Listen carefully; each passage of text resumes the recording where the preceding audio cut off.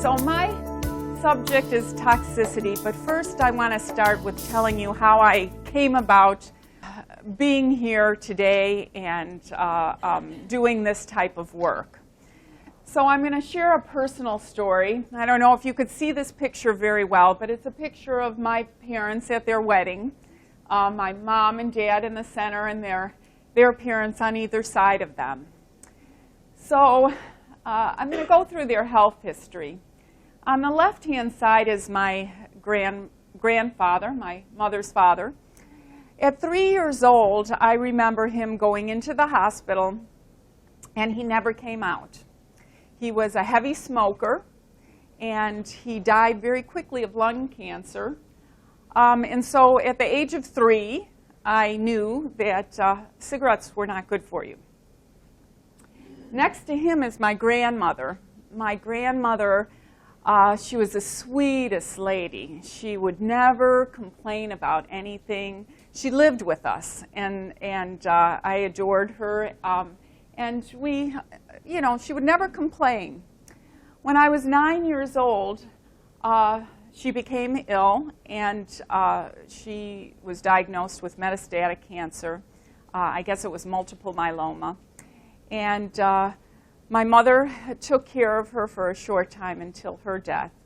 The thing I learned from my grandmother was you have to tell your doctor, you have to listen to your body and tell someone if you have pain, if there's something wrong, you need to be in tune to your body so that you can take care of it, because early diagnosis saves your life.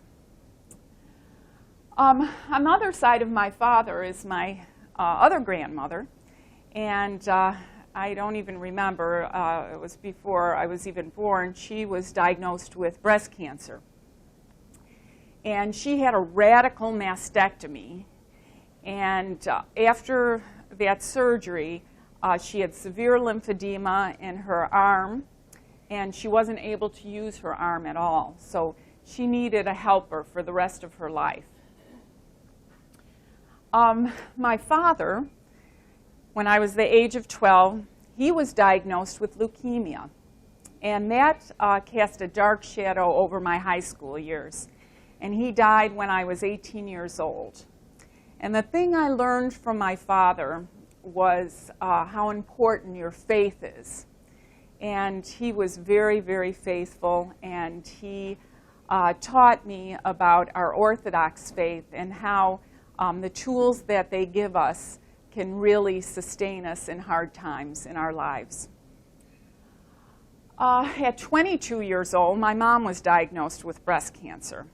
And she had lumpectomy and radiation. She did very well until many years later when she had breast cancer again. And before her death, probably 6 months before she died, I was diagnosed with breast cancer.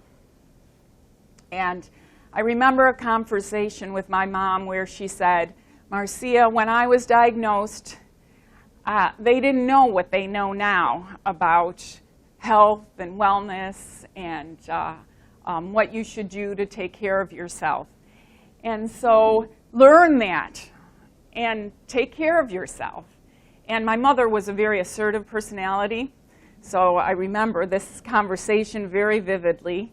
And so a couple years later, when Cynthia and I were together at a church function, she shared with me her plan to go become a health coach and encouraged me to do the same. And so I felt, okay, this is my opportunity to not only help myself, but to help others and really focus on health and wellness. So after hearing that history, I hope I haven't depressed you after lunch here. It wasn't very uplifting. But anyway, was it genetic? Do I have the genes that would maybe make me prone to cancer? Well, there's been, I did the BRCA testing, and thank God, I don't have the BRCA genes. So I don't have those genes. And when you look at the research, only 5 to maybe 15% of cancer is caused by genetic mutations. So I was happy about that. But as Cynthia said in the first presentation, you're born with the genes that you have, but the way those genes are expressed is influenced very much by your lifestyle and your diet. So that is the more important thing. So not only do we have to take care of our selves, and we need to take care of our immune system. And how do we do that? Well, our immune system works best when the environment is clean, when we eat well, when we exercise, and when we're sensitive to our emotions, right? So we heard Dr. Alphanis talk about stress and emotions and how that keeps us well. And of course, all of us are exercise fanatics, right? We know exercise is great. But I'm going to focus on environmental toxins in this lecture and also toxins in our food. And I'm specifically going to focus on personal care products because I think as women, we use a lot of them. And I also think that we're not aware of how they affect us. So here we go. Even, we're going to talk a lot about chemicals right now, but I want you to know that even by reducing a few of these chemicals from our environment, it can make a big difference in our health. So this is not an all or none thing. If there's a few things we can do on an ongoing basis to get these chemicals away from us, it will be good for us. So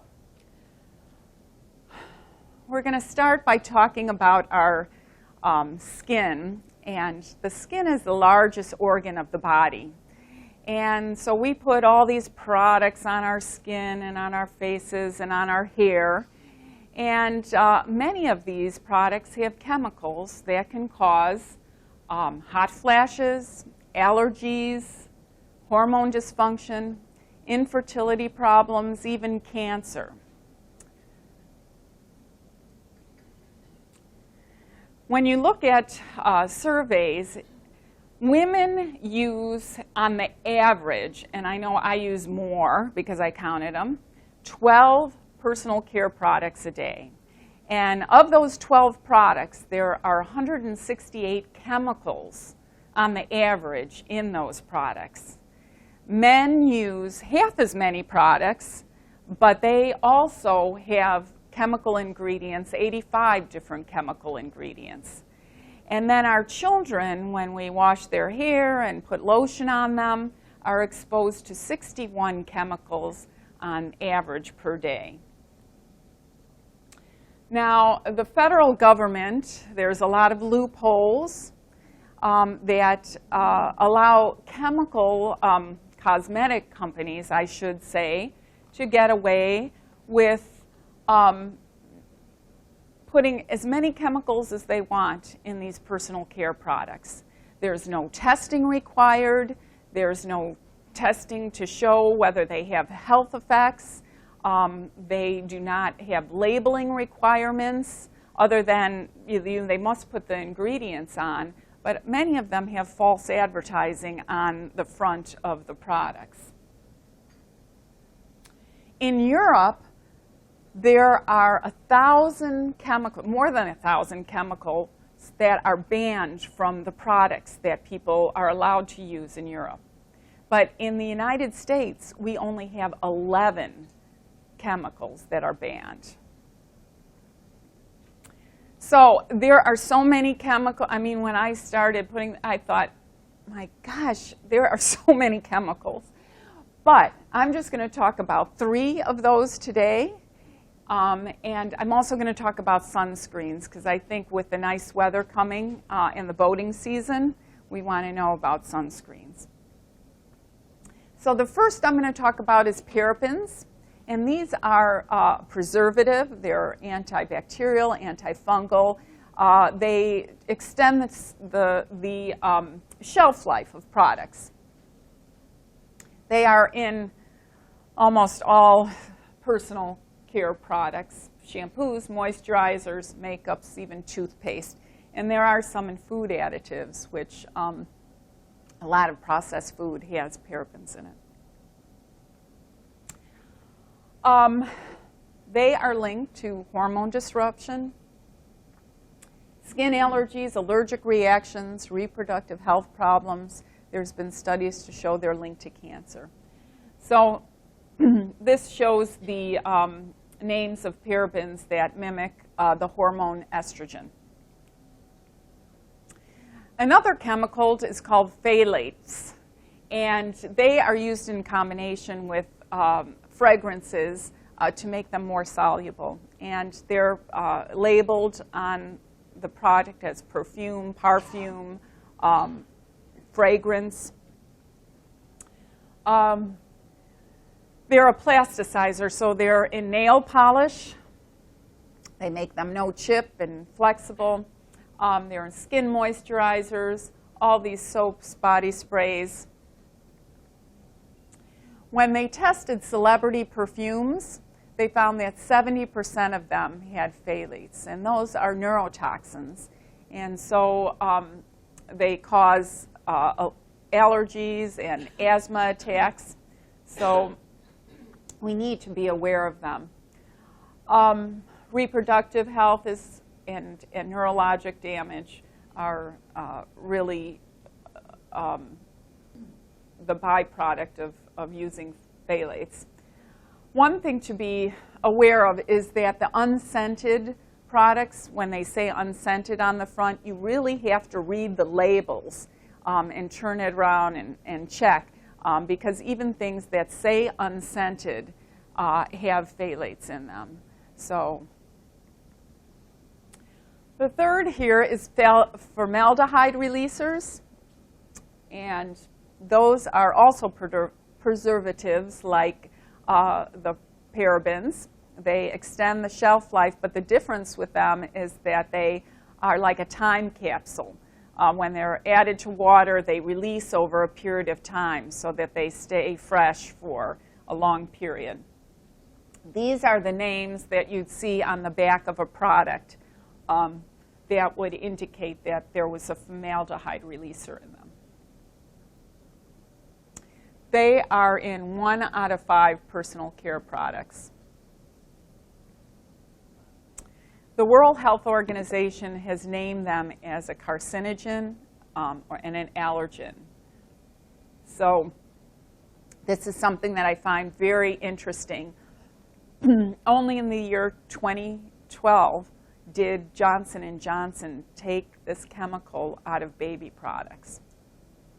So, and they're still in adult products.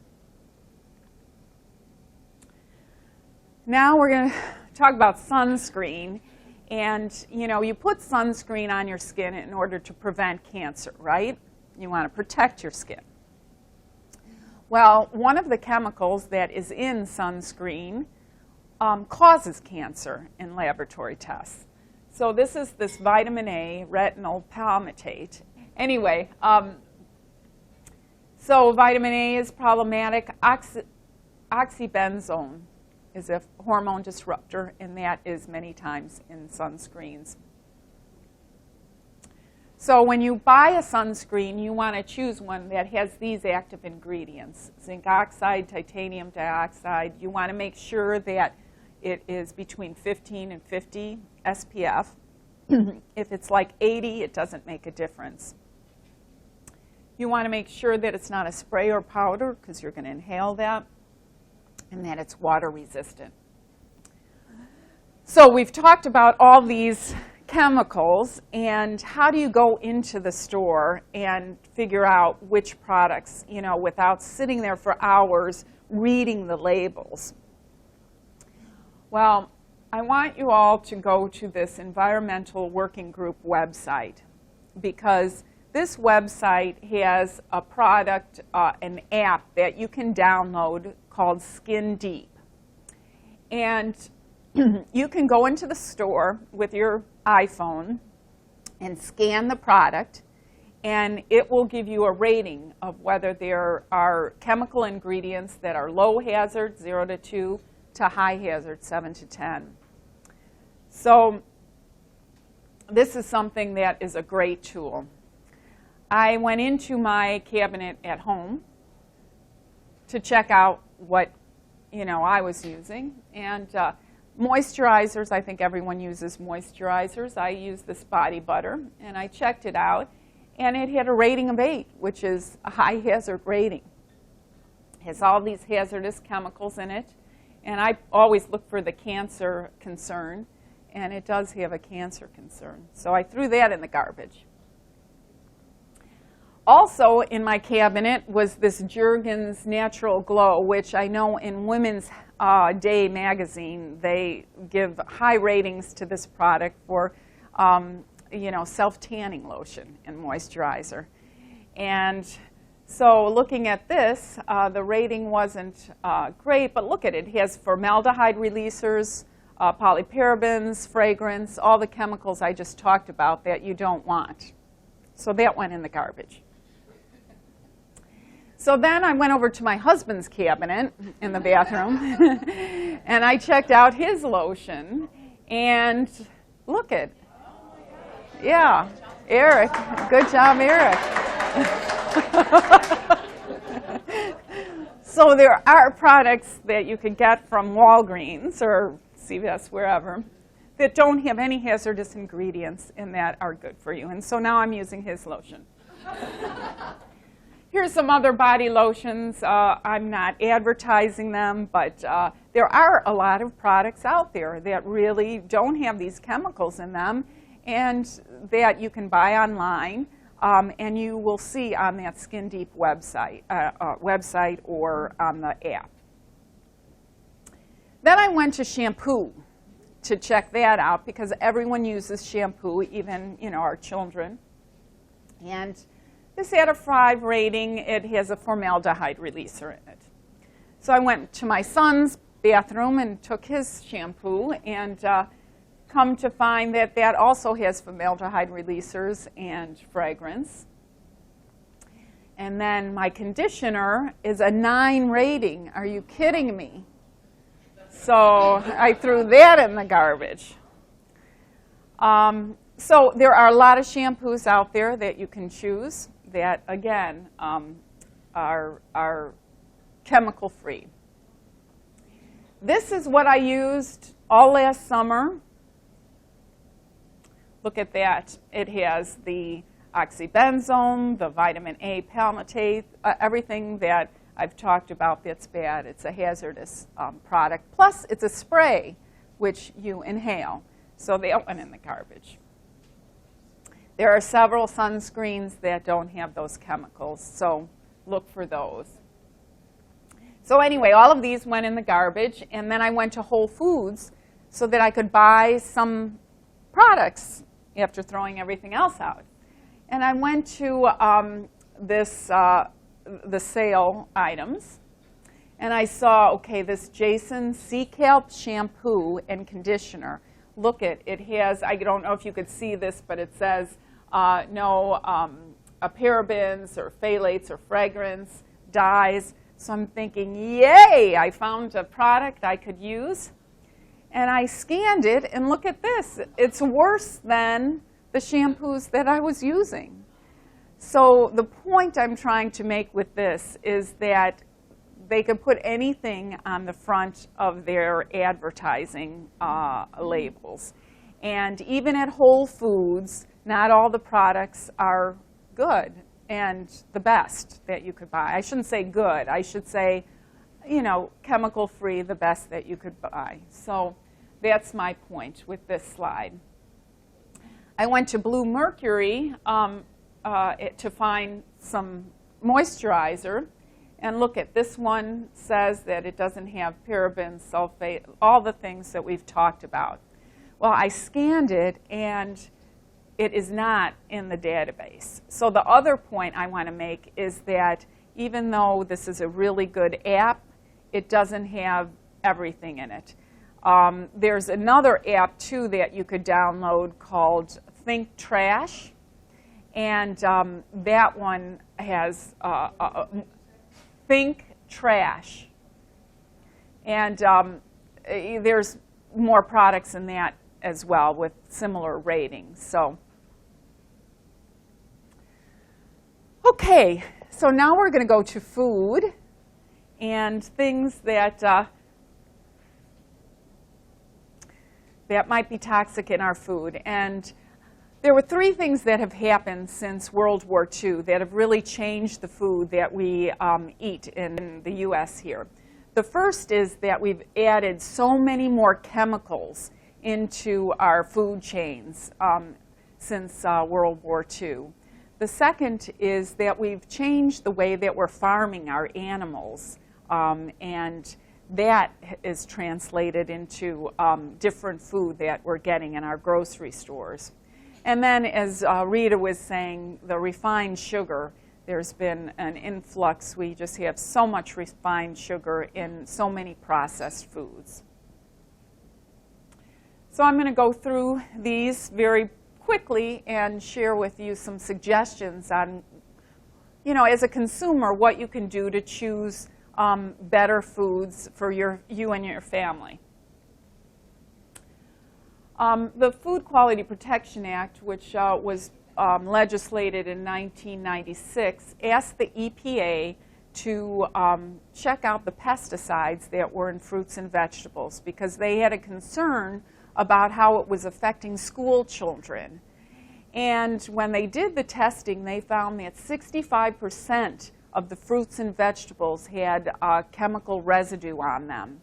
And this can cause pediatric cancers. It can cause cognitive dysfunction, behavioral disorders, as we saw in Rita's presentation, the school children, how they were affected by these toxins. So the EPA was supposed to inform the public about this problem, but the EPA has not done a good job with it. So the Environmental Working Group, the one that has the Skin Deep app, looked and is testing 48 fruits and vegetables and has come up with a list called the Dirty Dozen and the Clean 15. And the Dirty Dozen are fruits and vegetables that have the most chemical residue on them. And so if you're concerned when you go into the grocery store about chemicals, you really want to make sure that you buy organic in these particular fruits and vegetables. And then the vegetables and fruits on the Clean 15 list, since they don't have a lot of pesticide residue, then you don't have to buy organic for these products. These are just some facts about how much pesticide is on different fruits and vegetables. I want to point out this one, that one single grape has 15 pesticides on it, okay? And just imagine those grapes being made into raisins and put in a little box, that you give to kids. How many pesticides we're giving to our children. So be mindful of that. We're going to talk just a bit about red meats. And what I want to say about red meat is that I'm an advocate of eating red meat. I eat red meat, and I think you need it. I had an experience where after I had my cancer treatment, I hired a nutritionist to tell me, what the best way was to eat, and she told me to become a vegetarian. So I did that for several months, and I developed a B12 deficiency.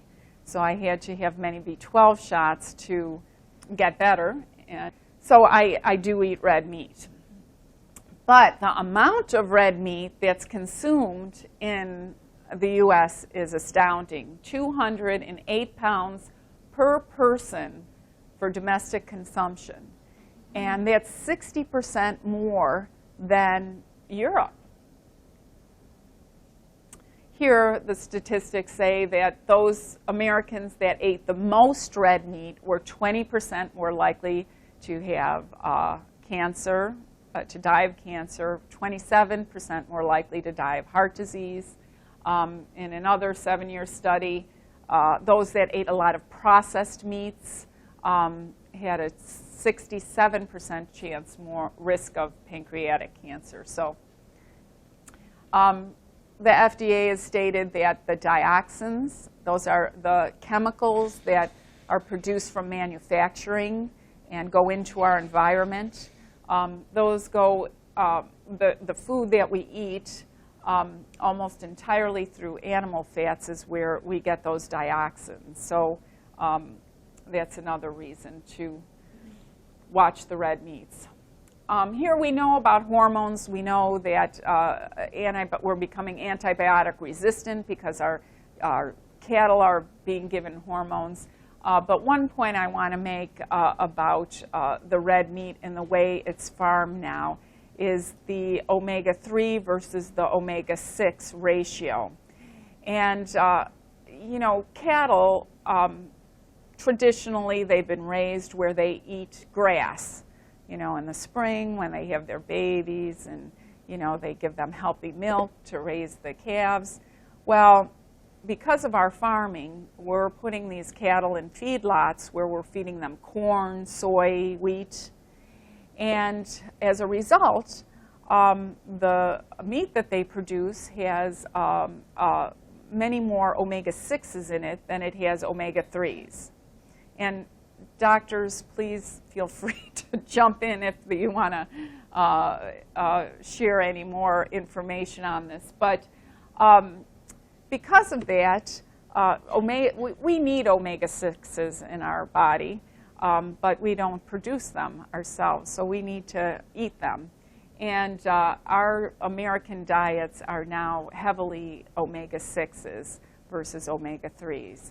And the meat that we're eating, if it's conventionally produced, has a lot more omega-6s, which cause inflammation. We need omega-3s to reduce inflammation and help our neurologic system.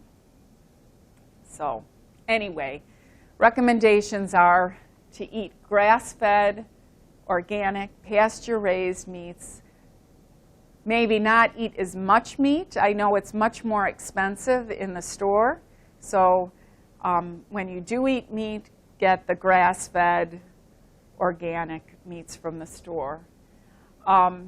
Here's some guidelines to limit red meat to 18 ounces a week and to reduce the processed meats as much as possible in your diet.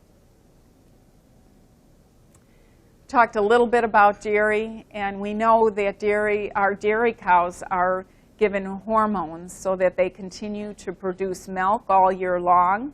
And I know people are familiar with this bovine growth hormone, which is banned in Canada and in Europe. And so for dairy, the recommendation is to buy organic milk. And I think Rita made a good point about getting regular whole milk that's organic and eating raw dairy when possible.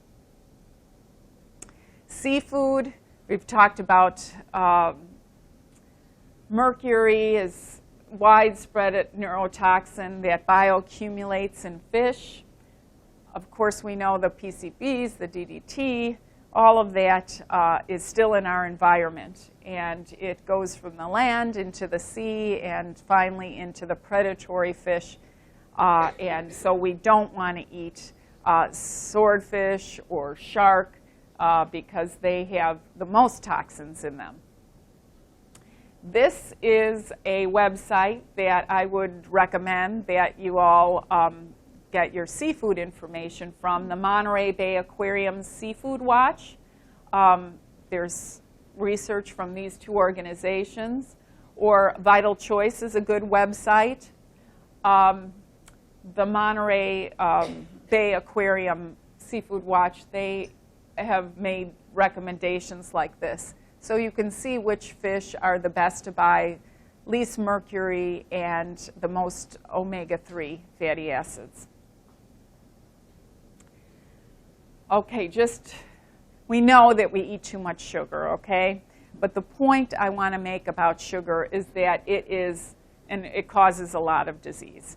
But the only point I want to make about sugar is that it is hidden in so many of our foods that you buy from the store, in tomato sauce, in canned foods. I would just have you, really read the labels, because sugar is in everything. And then once we eat the food and we have leftovers, I just had to put this in. We should store the food in plastic-free containers, glass containers, because the BPA issue is a big one. And with plastics, if it's not BPA, it's BPS and BPF, they leach into our food and they're endocrine disruptors. So you want to remove plastics. You don't want to drink out of plastic bottles. I know these plastic bottles say they don't have BPA, but I bet they have something else that leaches into the water and is not healthy for us. So try drinking or using glass containers. Oh, the one other thing I want to say about BPA is that it's in the lining of all our soda cans, and it's in the lining of our canned vegetables. And so canned food, especially like canned tomatoes, because it's acidic, the BPA is leaching into our canned foods too. So if you can, avoid buying canned foods. Oh yes, receipts that you get from the stores, they have BPA on them. So, if you can ask for electronic receipts now, they do that. Stores will just send you the receipts electronically. I would highly recommend you do that so you're not, handling receipts. Okay, I threw away all of this from my kitchen. So in conclusion, I just want to say that as consumers, we have a choice of what we want to buy. And, there's no reason. There's plenty of products out there now, personal products that do not have these toxic chemicals. So I think we can influence the marketplace by focusing and buying chemical-free products. And so I would highly recommend that you do that, as well as buying foods with the least toxins. So I hope that gives you something that you can take away today and use and clean up your lifestyle, right?